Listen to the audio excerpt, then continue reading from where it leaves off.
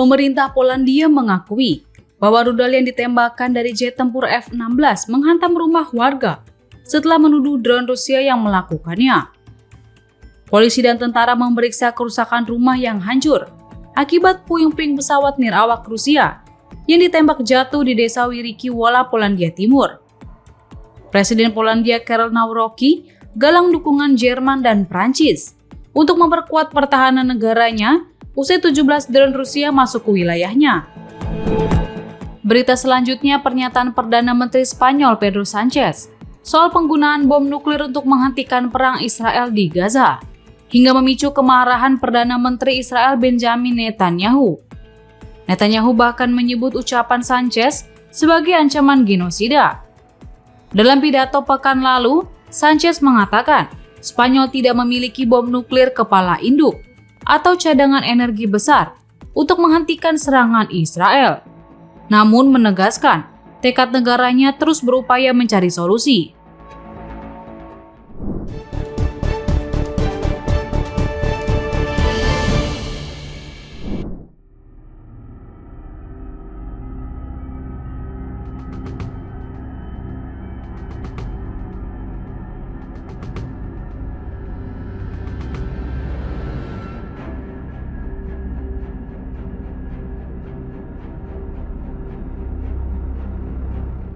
Militer Israel menyatakan sebuah drone yang diluncurkan dari timur jatuh di kota Eilat, selatan Israel pada Kamis 18 September.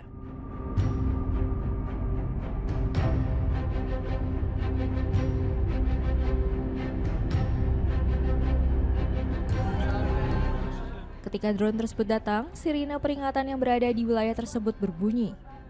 Rekaman CCTV yang dirilis militer menunjukkan kobaran api di dekat kawasan Hotel Eilat usai drone menghantam lokasi.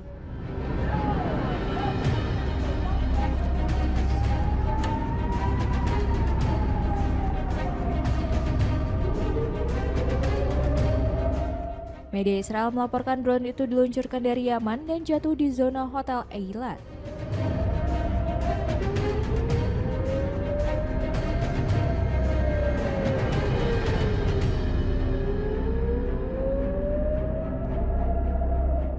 Kelompok Houthi yang berafiliasi dengan Iran kemudian mengklaim bertanggung jawab, menyatakan bahwa Eilat akan tetap menjadi target berkelanjutan.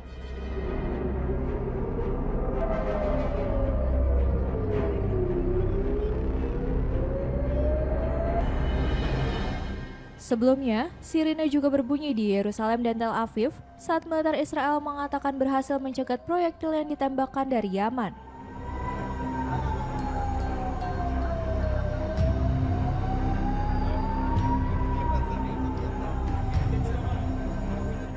Kelompok Houthi selama berbulan-bulan menembakkan rudal dan drone ke arah Israel, serta menyerang jalur pelayaran di Laut Merah yang disebut sebagai bentuk solidaritas terhadap Gaza.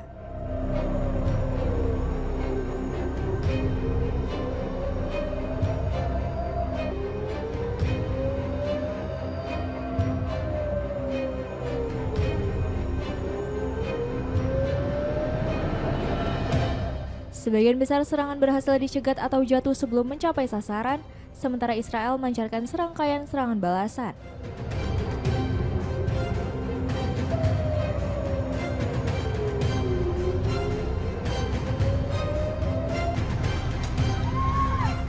Pada Selasa 16 September, stasiun televisi yang terkait Houthi melaporkan Israel menyerang pelabuhan Laut Merah Hodeidah.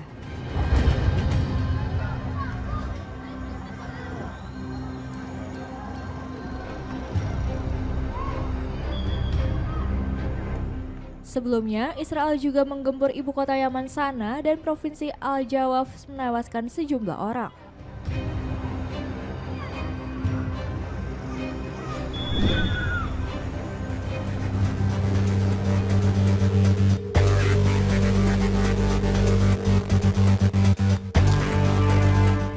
Untuk pertama kalinya, sejumlah senator Partai Demokrat di Amerika Serikat mengajukan rancangan undang-undang yang mendesak Presiden Donald Trump mengakui Palestina sebagai negara yang didemilitarisasi. Rancangan undang-undang tersebut dipimpin Senator Jeff Merkley dari Oregon dan bersifat tidak mengikat.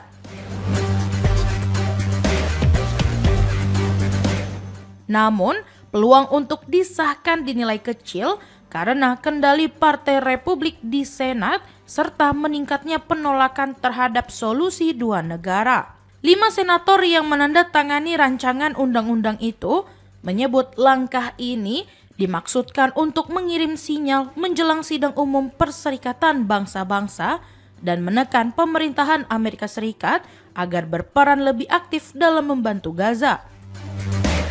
Sebelumnya pada Agustus, Gubernur Illinois, J.B. Pritzker, telah menyatakan dukungan terhadap upaya Senat memblokir penjualan senjata Amerika Serikat ke Israel. Menurutnya, langkah tersebut menjadi pesan jelas kepada Perdana Menteri Israel Benjamin Netanyahu agar menanggapi krisis kemanusiaan yang semakin parah di Gaza, termasuk laporan kelaparan.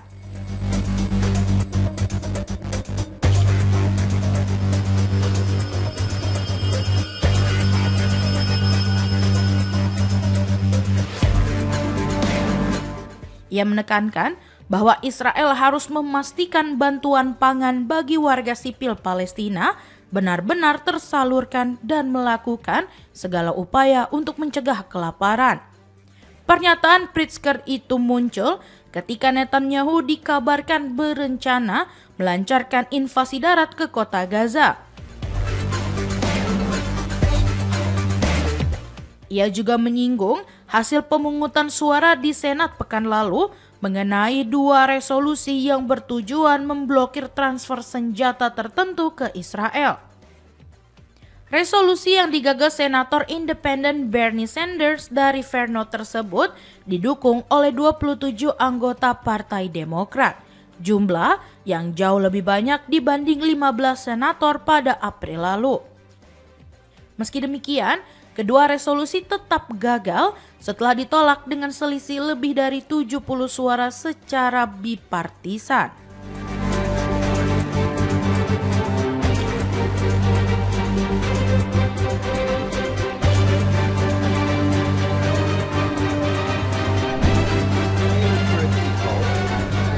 Should shoot the terrorists, not the children, not the women.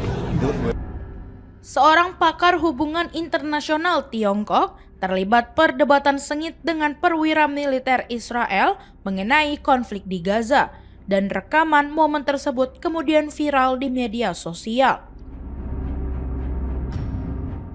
Perdebatan tersebut terjadi di Forum Xiangshan ke-12 yang digelar di Beijing. Yan Shutong, Direktur Institut Studi Internasional Universitas Tsinghua, menegaskan bahwa militer Israel seharusnya mengerahkan serangan kepada kelompok teroris, bukan kepada warga sipil seperti anak-anak dan perempuan. Sementara itu, perwira Israel yang hadir dalam forum tersebut berdalih bahwa operasi militer dilakukan karena kelompok bersenjata masih menyandra warganya.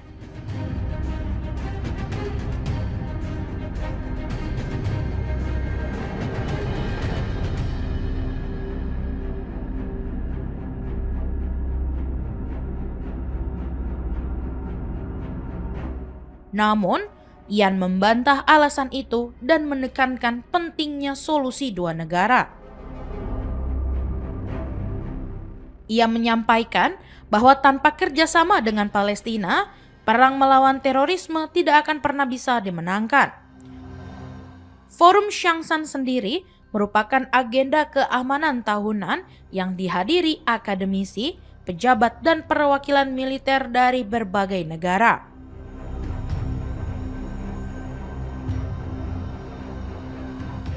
Edisi ke-12 forum ini resmi dibuka pada Kamis di Beijing International Convention Center, menegaskan peran Tiongkok sebagai tuan rumah dalam mempertemukan berbagai pandangan mengenai isu keamanan global, termasuk konflik Gaza yang terus menjadi sorotan.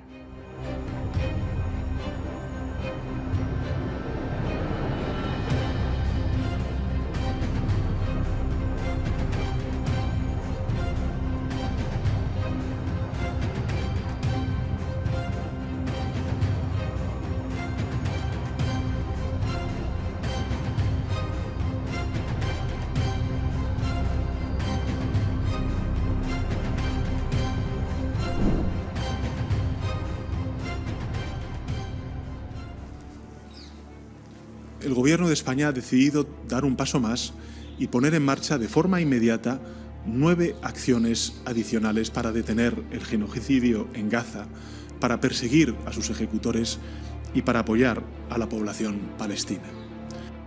Pernyataan Perdana Menteri Spanyol, Pedro Sanchez, soal penggunaan bom nuklir untuk menghentikan perang Israel di Gaza memicu kemarahan Benjamin Netanyahu. Perdana Menteri Israel itu menyebut ucapan Sanchez sebagai ancaman genosida. Dalam pidato pekan lalu, Sanchez mengatakan Spanyol tidak memiliki bom nuklir, kapal induk atau cadangan energi besar untuk menghentikan serangan Israel. Namun menegaskan tekad negaranya terus berupaya mencari solusi. Netanyahu menilai pernyataan itu berbahaya dan menuding Sanchez menghidupkan kembali sejarah kelam pengusiran orang Yahudi dari Spanyol hingga tragedi Holocaust.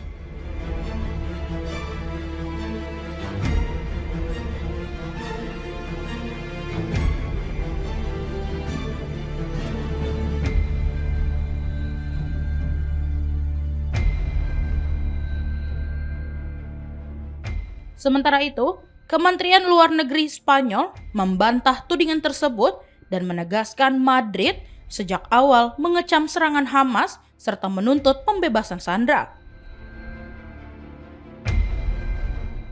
Juan Caldes dari Asosiasi Yahudi Eropa tetap mengecam ucapan Sanchez yang dianggap sinis dan menuduhnya memakai isu Palestina untuk menutupi skandal politik dalam negeri. Caldes juga menyinggung retorika pejabat pemerintah Spanyol lain yang dinilai antisemit. Sementara, laporan komunitas Yahudi mencatat lonjakan insiden diskriminasi pada 2024. Namun, pemerintah menolak label antisemitisme dengan mengingatkan adopsi definisi IHRA serta program nasional melawan intoleransi. Madrid juga kembali menegaskan dukungan pada solusi dua negara sebagai jalan menuju perdamaian.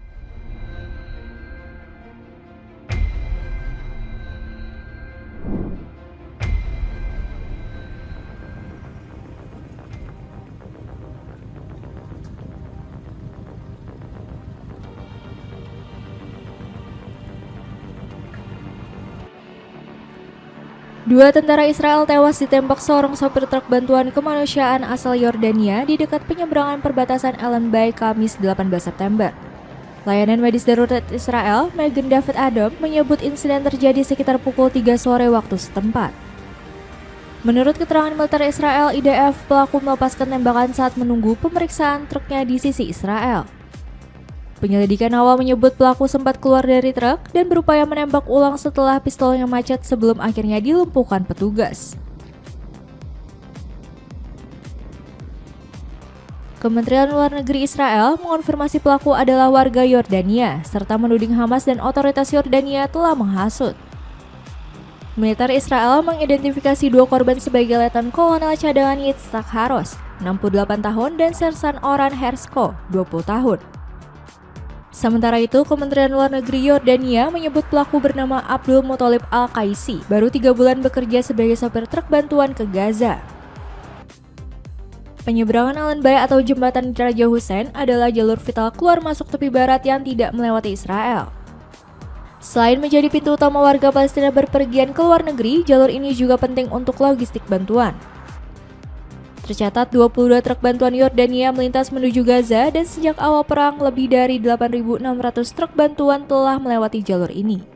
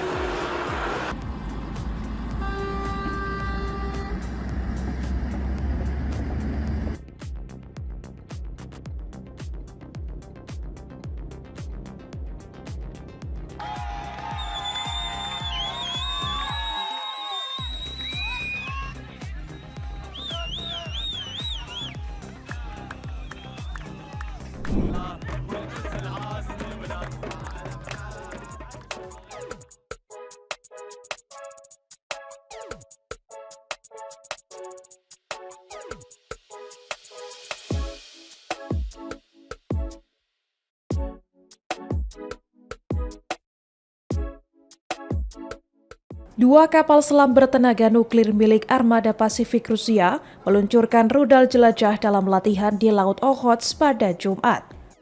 Kapal selam Krasnoyarsk dan Omsk menembakkan rudal Onyx dan Granit ke target laut yang berjarak lebih dari 250 km. Data pemantauan menunjukkan bahwa ketiga rudal yang ditembakkan berhasil mengenai sasaran secara langsung.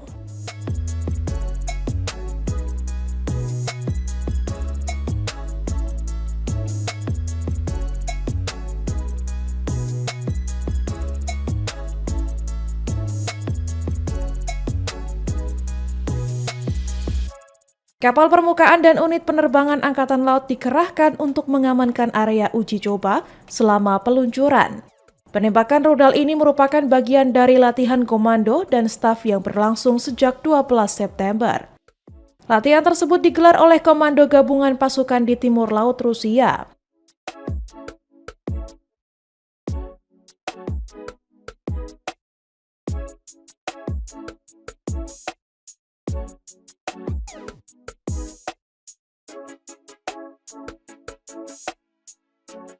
Fokus latihan diarahkan pada perlindungan jalur laut di Samudra Pasifik Utara. Selain itu, latihan juga menekankan pertahanan garis pantai Kamchatka, Chukotka, dan wilayah kepulauan sekitarnya. Armada Pasifik menegaskan latihan ini sesuai dengan rencana pelatihan Angkatan Laut Rusia dan menjadi tahap akhir pelatihan tempur musim panas.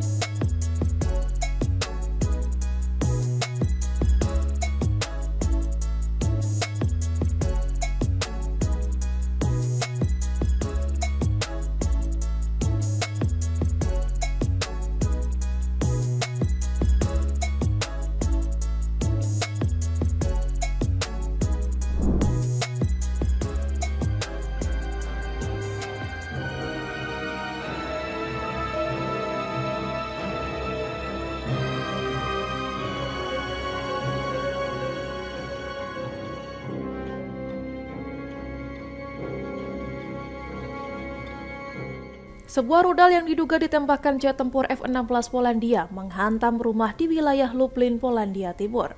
Pilot awalnya menargetkan drone Rusia, namun rudal melenceng karena kegagalan sistem pemandu.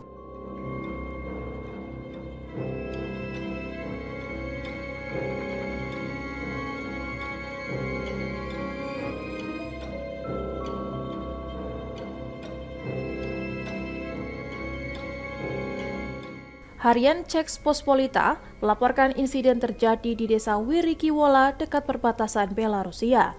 Rudal yang jatuh diidentifikasi sebagai M120 Amram, namun tidak meledak karena pengamannya masih aktif. Rumah yang dihuni pasangan lansia rusak parah, dengan atap robek dan puing berjatuhan tetapi penghuni selamat.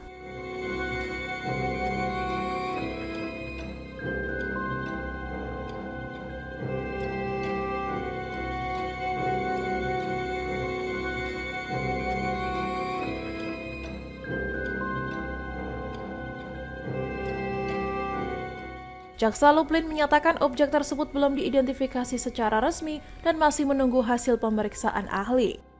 Insiden ini terjadi setelah pelanggaran wilayah udara Polandia oleh drone Rusia yang diluncurkan dari Belarus.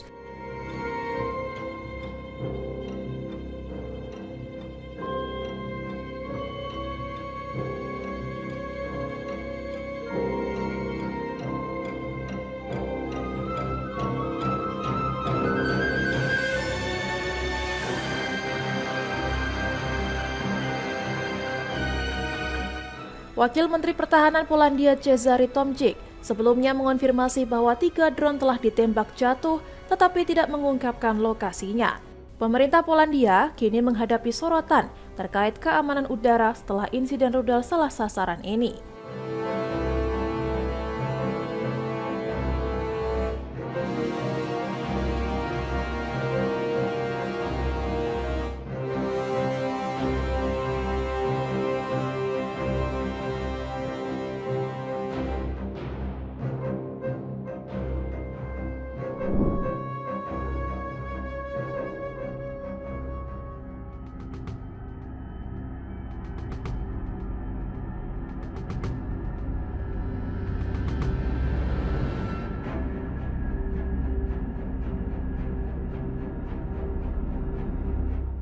Kepala Intelijen Inggris MI6 Richard Moore menegaskan tidak ada tanda-tanda Presiden Rusia Vladimir Putin ingin mencari jalan damai selain menuntut Ukraina menyerah.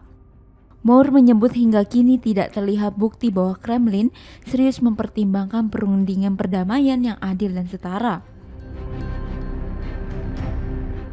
Pernyataan ini disampaikan Moore dalam pidatonya di Istanbul dalam rangkaian agenda resmi terkait strategi baru intelijen Inggris.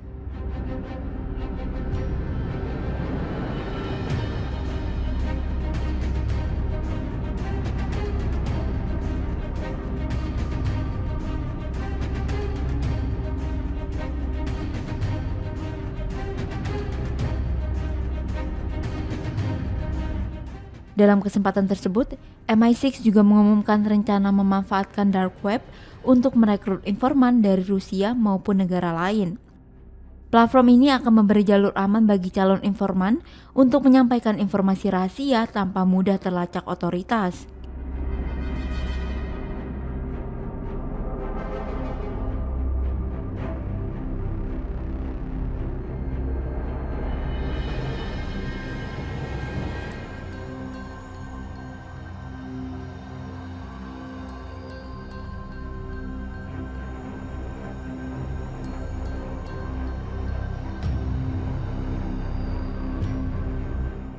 Moore menilai Putin telah menggigit lebih dari yang bisa ditelan dengan invasi ke Ukraina dan kini menghadapi konsekuensi serius.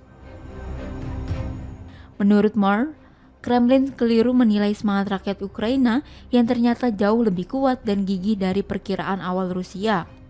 Pernyataan ini sekaligus menjadi pesan bahwa konflik Ukraina-Rusia masih jauh dari akhir dan Inggris akan terus mencari cara melemahkan jaringan intelijen Moskow.